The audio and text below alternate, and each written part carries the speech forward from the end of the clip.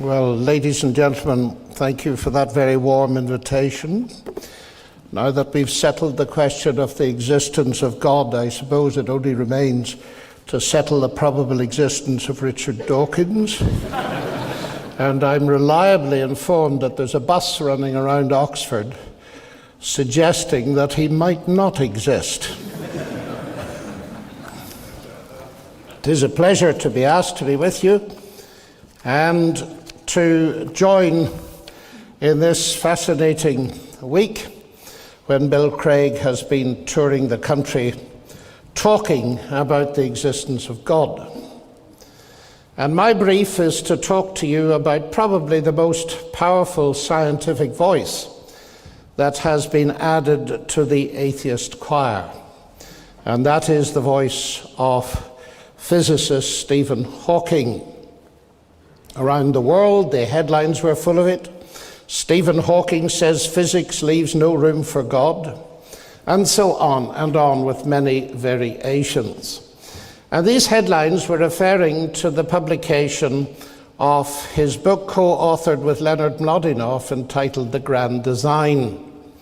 That book went straight to the top of the bestseller charts. And of course, the public confession of atheism by a man of such high intellectual profile as Hawking had the instant effect of ratcheting up the debate by several notches. What are we to think of it? Because it certainly has disturbed many people, particularly young people. One young man wrote to me and he said he recalls the shock of stopping at a filling station and reading on the hoarding, physicist Hawking says physics has no room for God. He was a Christian. And he said to himself, well, what chance have I of entering into this debate? And he said the actual effect of reading that was visceral. And it seems to me, therefore, that it is enormously important at all levels to address these questions. Because whether we like it or not, science has an immense cultural authority in our society today. And I enter these debates with some reluctance, because one of the characteristics of this whole debate is that we tend to be operating in fields beyond our own professional competence. And I shall have to do that today. I am a professional pure mathematician. That is my field. But of course, these things go beyond science, as we shall see in a moment. And that is why I made a small attempt to respond to Hawking. If he pronounces that there is no God in the name of physics, does it mean that all theologians should resign their chairs forthwith? All church workers hang up their hats and go home? Is it really true that the grand master of physics has checkmated the grand designer of the universe? Now, it is an immense claim to have banished God. After all, the majority, I suppose, of scientists, particularly in the past, have believed in him, and many of us still do. Were Galileo, Kepler, Newton, and Maxwell, to name just a few, really all wrong on the God question? Now, Stephen Hawking is without doubt the world's most famous living scientist. He was a little ahead of me at Cambridge. He is light years ahead of me in his intellectual capacity.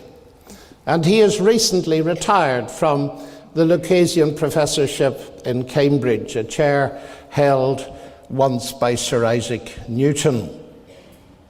His academic distinction has been stellar, and he has been an outstanding symbol of fortitude, having suffered the ravages of motor neuron disease for over 40 years.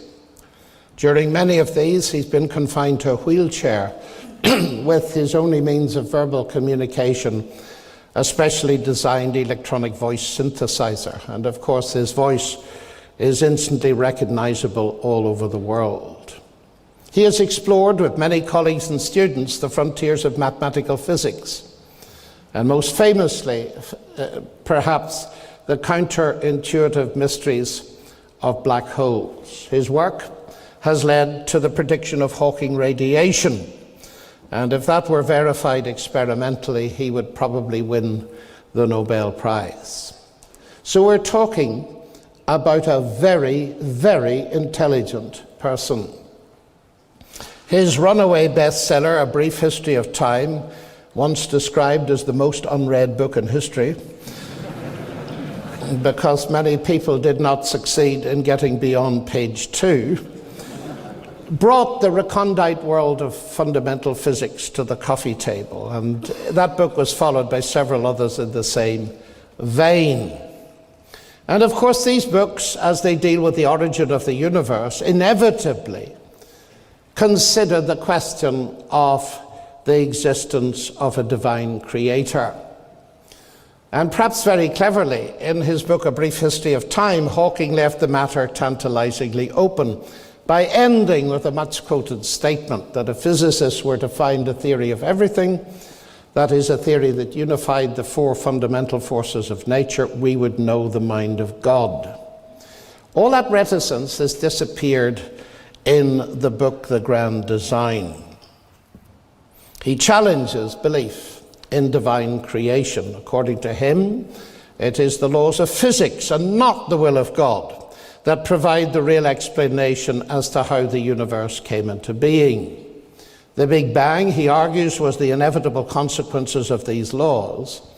And the central statement of the book is this: because there is a law such as gravity, the universe can and will create itself from nothing. Now, the very title, The Grand Design, of course, suggests to us the existence of a grand designer, which is actually what the book is designed to deny. Hawking's grand conclusion, then, is that spontaneous creation is the reason there is something rather than nothing, why the universe exists, why we exist. It is not necessary to invoke God to light the blue touch paper and set the universe going. Now, I want to make it clear, ladies and gentlemen, that I do not wish to engage specifically with Hawking's science. That is beyond my range of competence, and I'm very pleased that Bill Craig led you into some of the mysteries of the multiverse, M theory, string theory, and all the rest of it, so that relieves me of the need to attempt to do which I would in any case find impossible. What I'm interested in is what he deduces from his science. And that, of course, is the thing that affects us all. And the book tantalizingly opens with a list of the big questions that people have always asked. How can we understand the world in which we find ourselves? How does the universe behave? What is the nature of reality? Where did all this come from? Did the universe need a creator?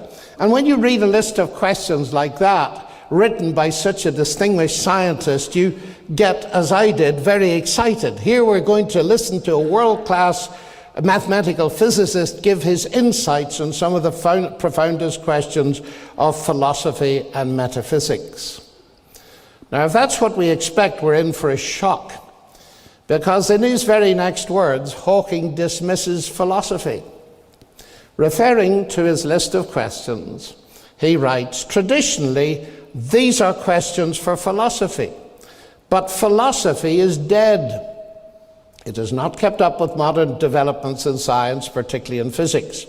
As a result, scientists have become the bearers of the torch of discovery in our quest for knowledge. Now, this is an incredible statement for anybody, let alone a scientist, to make, because you only have to read the book to see that it is a book about philosophy. And a book about philosophy and metaphysics that states at its beginning that philosophy is dead immediately sets alarm bells going if you have any notion of the basic philosophical issues. It is, of course, unwarranted hubris, dismissing philosophy, which is a discipline very well respected and represented at Hawking's own University of Cambridge, and I presume at Mladinov's as well. And I wish to suggest that this book constitutes very disturbing evidence that at least 2 scientists, Hawking and Mlodinow, not only have not kept up with philosophy, but they do not appear to understand much about it. bearing out Einstein's very perceptive comment that the scientist is a poor philosopher. Now, I'm well aware that people who live in glass houses shouldn't throw stones, and that epithet and descriptor may apply to me, but that's for you to judge. But I shall proceed at the level of the public understanding of science, which, if you recall, was Dawkins' chair at Oxford. What are we, the intelligent public, to make of this kind of thing? But first, a comment on that remark that scientists have become the bearers of the torch of discovery. That's very close to the view that we call scientism, the notion that science is the only way to truth. And that conviction really characterizes many of the new atheists, particularly Richard Dawkins and now apparently Stephen Hawking. Nobel laureate Sir Peter Medawar pointed out some time ago the danger of this scientistic view in a wonderful book called Advice to a Young Scientist. He said, there is no quicker way for a scientist to bring discredit upon himself and upon his profession than roundly to declare, particularly when no declaration of any kind is called for, that science knows or soon will know the answers to all questions worth asking, and that questions which do not admit a scientific answer are in some way non-questions or pseudo-questions that only simpletons ask and only the gullible profess to be able to answer. Medawar goes on to say this: the existence of a limit to science is made clear by its inability to answer childlike elementary questions having to do with first and last things, questions such as, how did everything begin? What are we all here for? What is the point of living? And he adds that it is to imaginative literature and religion that we must turn for the answers to such questions. Francis Collins is equally clear on the limitations of science. Science is powerless, he says, to answer questions such as why did the universe come into being? What is the meaning of human existence? What happens after we die?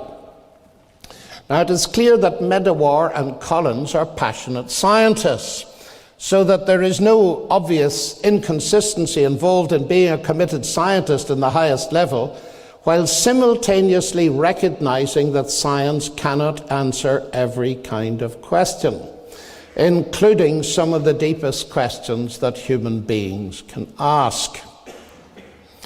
So Hawking appears to be unaware of this. And I want to go straight to the heart of the book, The Grand Design, with this central claim: because there is a law of gravity, the universe can and will create itself out of nothing. Now, perhaps the first question to ask is, what does Hawking mean when he uses the word nothing? The universe can and will create itself out of nothing. Because notice the assumption in the first part of that statement: because there is a law of gravity. That is an assertion of existence. Because there is something, the universe will create itself out of nothing. It's a very odd way to start, isn't it? Hawking assumes that there is a law of gravity. But one might want to be generous and presume that he also assumes that gravity exists, for the simple reason that an abstract mathematical law on its own would be vacuous with nothing to describe, a point to which I shall return. But the main issue surely is this: gravity, or a law of gravity, is not nothing, if Hawking is using that word in its usual philosophically correct sense of non-being. If he's not, he should have told us. So the heart of this book appears to be an assertion that the universe is simultaneously created from nothing and from something, which I do not regard as a very promising start. Now, of course, I am aware that when physicists talk about nothing, they often appear to mean a quantum vacuum, which is manifestly not nothing. And Hawking alludes to it later in the book, We are a product, he says, of quantum fluctuations in the very early universe. I'm tempted to suspect that a lot of this is a bit too much ado about nothing. Now, I know it's late in the morning for logic, ladies and gentlemen, but I just pointed out to you what I think is the first level of self-contradiction in Hawking's statement. But I believe there to be three, and I have subsequently tried to invent a sentence in English that also contains three levels of self-contradiction, and I haven't been able to do so. So my challenge to you is to try and copy Hawking by producing something parallel to it. Let's analyze it a bit further. The universe can and will create itself. Now, if I say X creates Y, I'm presupposing the existence of X in order to bring Y into existence. That is what the word means.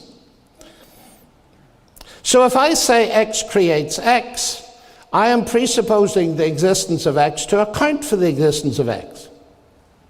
Well, this is obviously self-contradictory, and it's logically incoherent, even if we put X equal to the universe.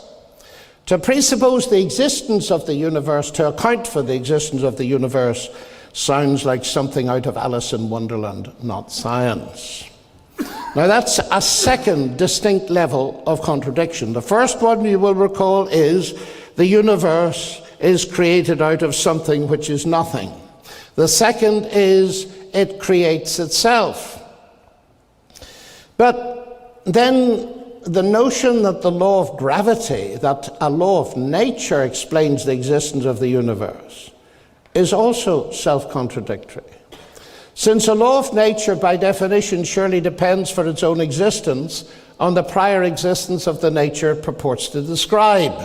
And I shall come back to that later. So I would submit to you, however provocatively it may seem to you, that the main conclusion of the grand design turns out to be a triple self-contradiction. Philosophers just might be tempted to comment, so that's what comes of saying philosophy is dead. Oxford chemist Peter Atkins, whom I believe is to be the subject of a debate later, believes, I quote, that space-time generates its own dust in the process of its own self-assembly. Atkins dubs this the cosmic bootstrap principle, referring, of course, to the self-contradictory idea of a person lifting himself by pulling on his own bootlaces.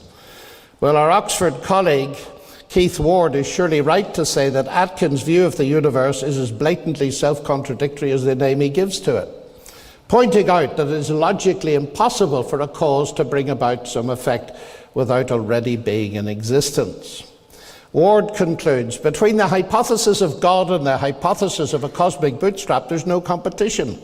We were always right to think that persons or universes who seek to pull themselves up by their own bootstraps are forever doomed to failure. What this goes to show, ladies and gentlemen, is that nonsense remains nonsense even when it's talked by world-famous scientists. But what it serves to obscure, what serves to obscure the illogicality is the fact that the statements are made by scientists. Because it seems to me in the whole contemporary debate, one of the dangers, a real danger, is that we confuse a statement by a scientist with a statement of science. Not all statements by scientists are statements of science, and therefore they do not enjoy whatever authority you ascribe to science itself. Immense prestige and authority do not compensate for faulty logic. Now, the worrying thing about all of this to me is that this illogical notion of the universe creating itself out of a nothing, which is a something, by a law of gravity, which appears to exist without gravity itself, possibly, is not a peripheral point in the book, The Grand Design. It's the key argument. And if the key argument is invalid, in one sense, there's little left to say. However, since the laws of nature play a major role in Hawking's argument, it might be important to comment on them as well. Because I detect what look like at least some very serious misunderstandings regarding the nature and capacity of the laws of nature. And to approach this, I'd like to draw attention to another feature of the book which really is relevant to the issue that's faced by many, particularly young people today. And that is the mistake made by Dawkins, Hitchens, and all the rest of them in presenting before the public the choice between God and science, and saying that you have got to choose between the two. In Hawking's specific case, it's between God and the law of gravity, but you will take the point.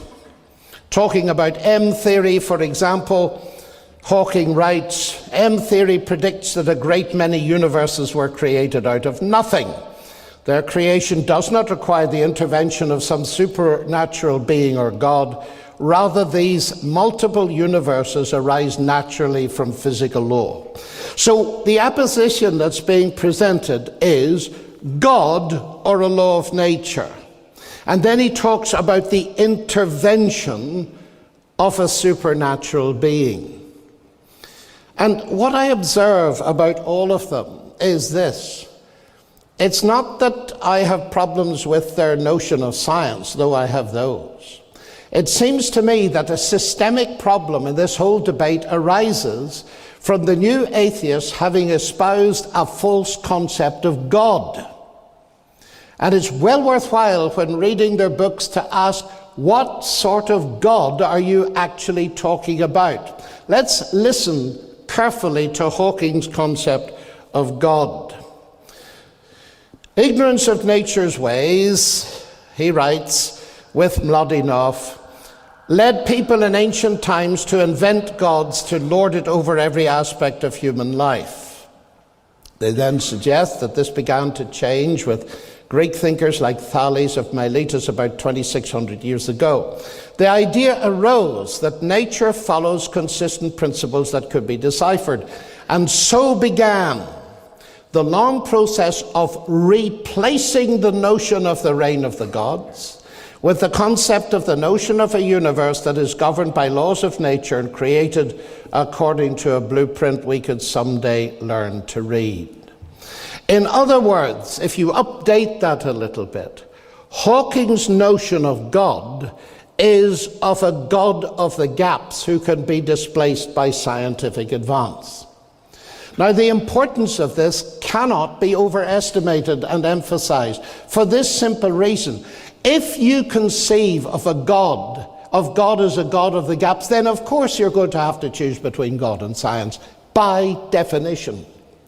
Because the God of the gaps view is saying, I can't explain it, therefore God did it.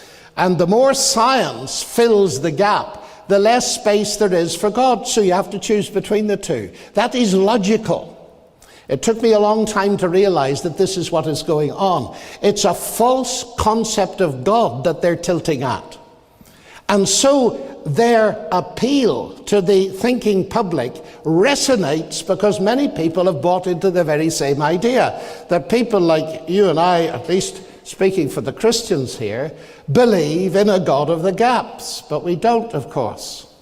We believe in a God who's not only a God of the gaps, but God of the whole show.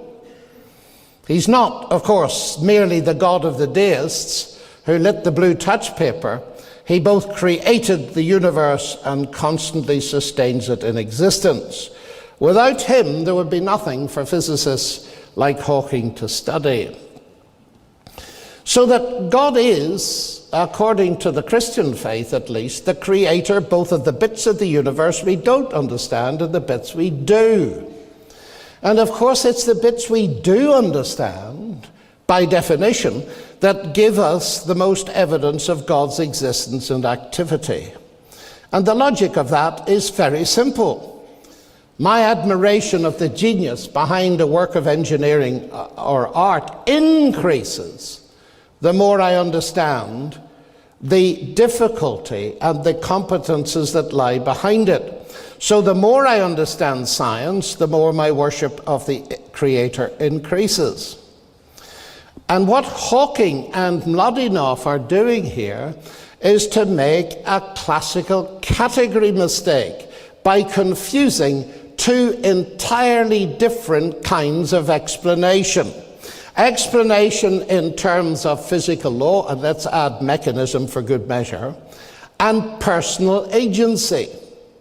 So inviting us to choose between God and science not only depends on a false concept of God, it depends on making a profound mistake in what constitutes an explanation. God is an explanation of the universe, but not the same type of explanation as that given by physicists. Suppose, to make it clearer, I replace the universe by a jet engine, and we're asked to explain it. Well, we could explain it in terms of the laws of nature, mechanical aeroengineering, and so on. Or we could explain it by saying it was the personal invention of Sir Frank Whittle. It would be utterly nonsensical to ask an audience to choose between the two. Do you accept that the aero engine came about by, I suppose, unguided natural processes arising from the laws of physics, or by Sir Frank Whittle's inventive genius? And you would say that's absurd. To give a complete explanation, which is not merely a scientific explanation, you of course need both. I find school children can follow this. I find Dawkins cannot. I wonder why there is a difference. Perhaps I'm scared now that he's descended to writing books for school children. But anyway, this seems to me to be immensely important. That God as an explanation is not the same kind. I think it was Richard Swinburne who once said, I do not deny that science explains, but I postulate God to explain why science explains. God is, in that sense, the ground of all explanation. And so at that level, the explanations are complementary. And it is noteworthy that this category mistake that Hawking, following Dawkins, makes was not made by Newton, at least not in the context of the law of gravity. Because when Newton discovered the law, he did not say, now that I have the law of gravity, I don't need God. What he did do was write Principia Mathematica, the most famous book in the history of science, expressing the hope that it would persuade the thinking man to believe in God. But there's more to be said. The laws of physics can explain how the jet engine works, but not how it came to exist in the first place.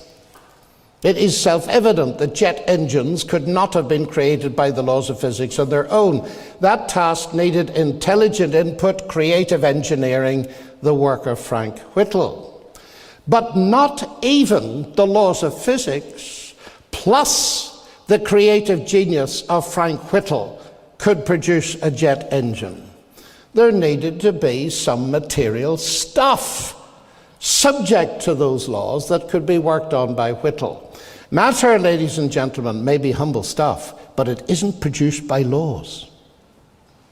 Now, the jet engine can help us further, because it helps us to see where some of the possible limits of science are. And as one of the general points is often made, people say that science, generally speaking, asks the how questions. How does the jet engine work?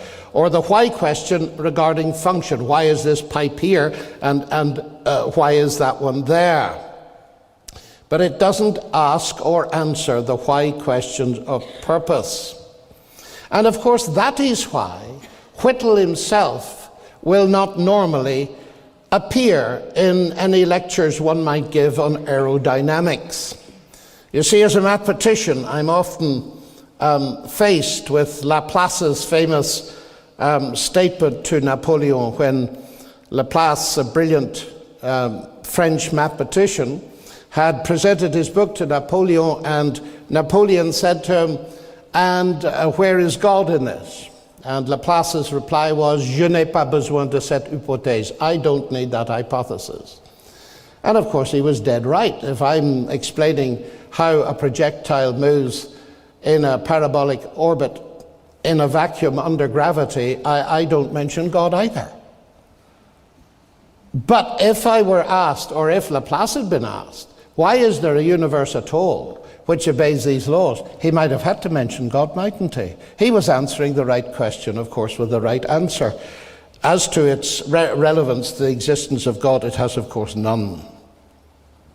And of course, that is what many scientists and others do with God. They define the range of questions which science is permitted to ask in such a way that God is excluded from the start, and then some of them go on to claim that science proves that God is unnecessary. That is very curious, a bit of logic, isn't it? And they often fail to say that it is their assumption, their atheist worldview, not science as such, that excludes God. I hope you've noticed, by the way, ladies and gentlemen, that the scientists didn't put the universe there. Indeed, I'm often tempted to reflect, because it keeps one humble, that any scientist studies a given with a given.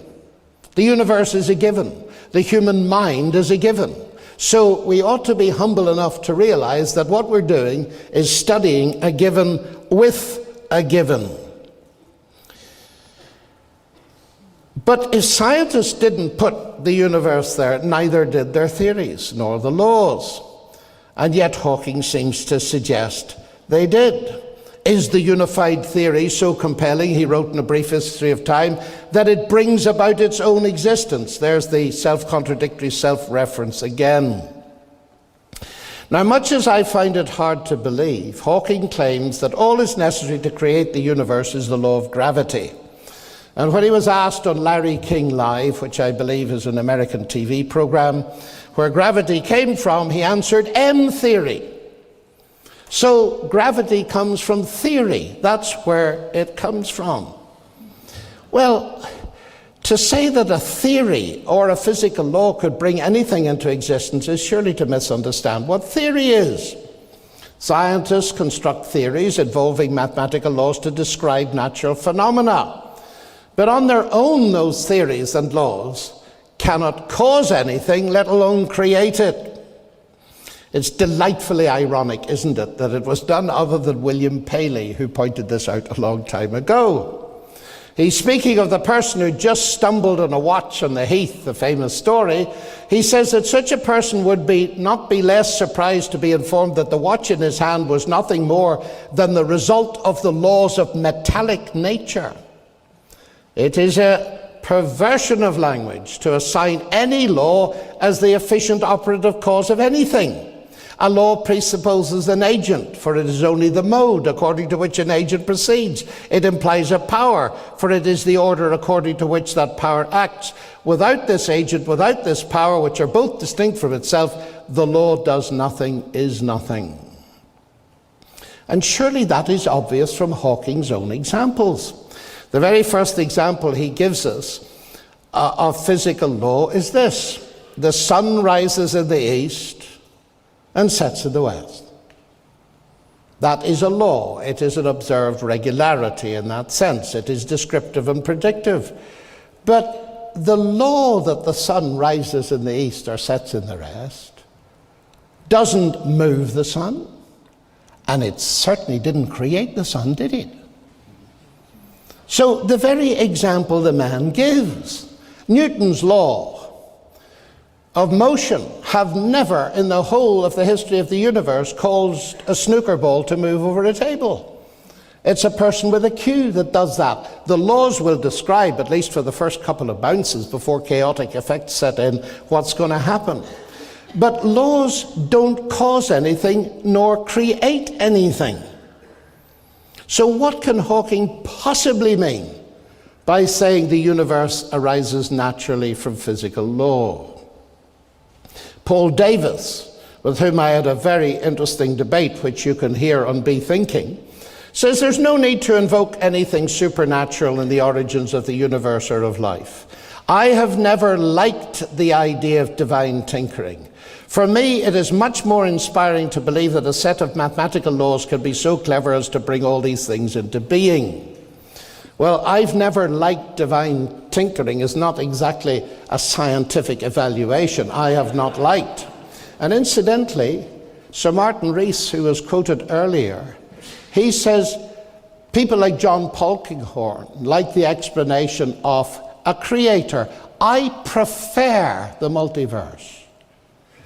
We're out of science here, ladies and gentlemen. We're talking about preference. And you will notice that Paul Davis said, I don't like the idea of divine tinkering. So you describe the thing in such a way as to make it sound pejorative and negative and trivial, and then you dismiss it. This isn't science.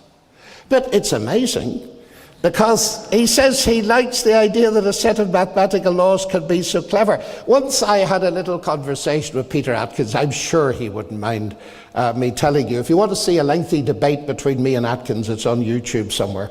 It's called Dueling Professors. And I said to Peter, tell me, what do you think created the universe? And he said, oh, mathematics. So I started to laugh. And he said, why are you laughing? He was a bit put out. I said, well, Peter, I'm a mathematician, and that must be the silliest statement I've ever heard in my life. And he said, why? Well, I said, Peter, 1 and 1 make 2. Did that ever put £2 in your pocket? Now, of course, I'm not clever enough to have thought of that myself. I got that from C.S. Lewis. And C.S. Lewis saw this with characteristic clarity. Of the laws of nature, he writes, they produce no events. They state the pattern to which every event, if only it can be induced to happen, must conform, just as the rules of arithmetic state the pattern to which all transactions with money must conform, if only you can get hold of any money. Thus, in one sense, the laws of nature cover the whole field of space and time. In another, what they leave out is precisely the whole real universe, the incessant torrent of actual events which makes up true history. That must come from somewhere else. To think that the laws can produce it is like thinking that you can create real money by simply doing sums. For every law, in the last resort, says, if you have A, then you will get B. But first catch your A, the laws won't do it for you. And he finishes that wonderful description by saying, bookkeeping, continued to all eternity, could never produce 1 farthing. So I submit to you that the world of strict naturalism, in which clever mathematical laws all by themselves bring the universe life into existence, is pure science fiction. And if Hawking were not so dismissive of philosophy, he might have come across Wittgenstein's statement that the deception of modernism is the idea that the laws of nature explain the world to us, when all they do is to describe structural regularities. Hawking's book purports to answer the question why there is something rather than nothing. It seems to me that that is precisely the question that he does not ask, or does not answer. Now, his book is called The Grand Design. And what I found so interesting in it is that he finds the impression of design, to quote someone else, is so powerful that he spends a couple of chapters on it and then decides to explain it away. Our universe and its laws, he writes, appear to have a design that it both is tailor-made to support us, and if we are to exist, leaves little room for alteration.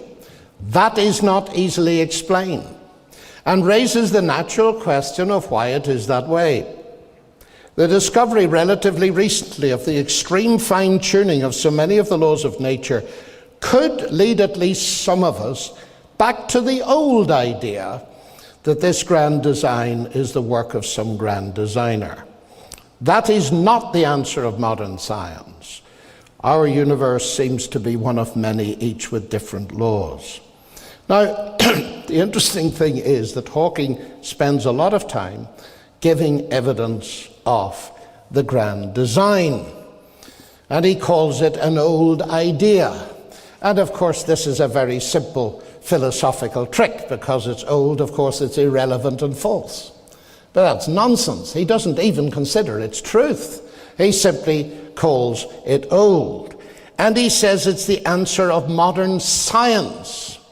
Now that is going miles too far. What he might say, that is not the answer of some modern scientists.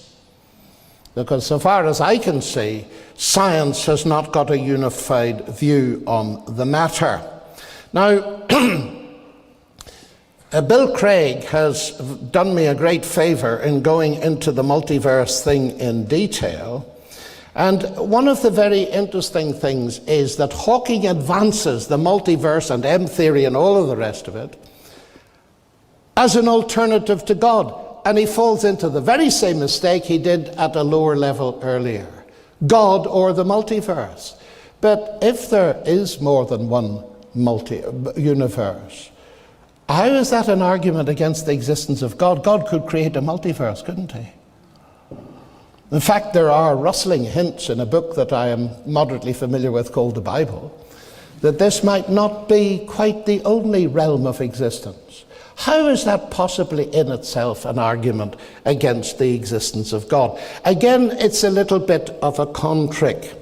Now, of course, all this M theory and multiverse theory is fascinating. I am not an expert in it. But just to be slightly flippant, to wake you all up for a moment, I'm tempted to say that belief in God seems to me to be a much more rational option if the alternative is to believe that every other universe that can possibly exist does exist, including one in which Richard Dawkins is the Archbishop of Canterbury, Christopher Hitchens the Pope, and Billy Graham has just been voted Atheist of the Year. Now, in the times when Hawking's book appeared, there was a letter from a very distinguished student of his called Don Page, who is a professor of theoretical physics, has written a number of papers with Stephen Hawking, and now teaches at the University of Alberta. And I wrote to him because he distanced himself from Hawking's conclusions. And Don Page is actually a Christian, and he wrote this to me, and he has given me permission to quote it to you. I certainly would agree that even if M theory were a fully formulated theory, which it isn't yet, and were correct, which of course we don't know, that would not imply that God did not create the universe. So arguments about the status of M theory are in a sense irrelevant to us this morning. The only thing I would point out is that Roger Penrose, an equally distinguished mathematician working in Oxford, said that M theory is very far from any testability. It's a collection of ideas, hopes, aspiration, and referring directly to the Hawking-Mlodinow book, he says, the book is a bit misleading. It gives you this impression of a theory that's going to explain everything. It's nothing of the sort. It is not even a theory. Indeed, in Roger Penrose's estimation, M theory was hardly science. And perhaps you should note that Penrose is a member of the British Humanist Association. There's a wonderful review of Hawking's book given by Tim Radford. It goes like this. In this very brief history of modern cosmological physics, the laws of quantum and relativistic physics represent things to be wondered at but widely accepted, just like biblical miracles. M theory invokes something different, a prime mover, a begetter, a creative force that is everywhere and nowhere. This force cannot be identified by instruments or examined by comprehensible mathematical prediction, and yet it contains all possibilities. It incorporates omnipresence, omniscience, and omnipotence, and it's a big mystery. Remind you of anybody? I want to make two further points. We started late, so I shall finish late. Much of the rationale of Hawking's argument lies in the idea there's a deep-seated conflict between science and religion. I don't recognize that discord. What I do recognize is the sheer importance of not forgetting history. Because the notion of a grand designer, far from being some peripheral, freakish idea, is actually the notion that gave us modern science as we know it. Now I'm talking about modern science. C.S. Lewis, summarizing it, said men became scientific because they expected law in nature, and they expected law in nature because they believed in a lawgiver. One of the reasons I'm not ashamed of being a Christian and a scientist is Christianity gave me my subject, ladies and gentlemen. It gave me my subject. And it was that conviction that there is a God behind nature that drove science. And to say that the two are incompatible in essence, I simply fail to understand. Hawking, of course, towards the end of his book undermines it completely when he goes into the nature of the apparatus that does the science. Science is a rational human activity. But Hawking now reduces biology to physics and chemistry and concludes it's hard to see how free will can operate if our behavior is determined by physical law. So it seems we are no more than biological machines and that free will is just an illusion. Well, of course, if the book The Grand Design is written by two determined biological machines, it has no significance whatsoever, and we can dismiss it at once. It is amazing to me how the reductionism of the new atheism undermines not Christianity, of course it undermines that, but it undermines the very thing we need to hold on to do science. And that is the objective belief in the rational intelligibility of the universe out there. And secondly, the belief that rational intelligibility exists. That is, that the human mind in here can, to a certain extent, understand the universe out there. Einstein said he could not imagine any scientist without that faith. Physics doesn't give it to us, as John Polkinghorne points out. Physics is powerless to explain the rational intelligibility of the universe for the simple reason that you cannot do any physics without believing it in the first place. So, ladies and gentlemen, my chief objection to the new atheism is not because I'm a Christian. In a way, it's because I'm a scientist. And by reducing thought, as it must do, because there is no transcendence, by reducing thought to the firing of synapses in the human brain, it demolishes the very rationality on which it depends to exist and to formulate its own theories. In other words, it's guilty of the ultimate in self-contradictions. My very last thought is that I was amazed to discover that Hawking is picked up in Dawkins. I was even more amazed to discover when I debated Peter Singer just recently in Melbourne on the existence of God, that he comes up with the ultimate defeater for believing in God as an explanation. If you say that God is the explanation of the universe, then logically you've got to ask the question, who created the creator? And then you end up in an infinite regress, and so that's absurd. End of story. Now that is Dawkins' chief argument in the God delusion. I can't believe that, ladies and gentlemen. Let's analyze it, the final bit of logic for this morning. If you ask the question, who created the creator, you presuppose the creator is created by definition.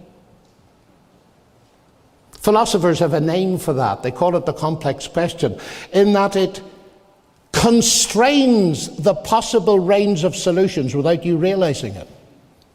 Who created the X presupposes that X is created. So it has no relevance to an X that is not created. Of course not.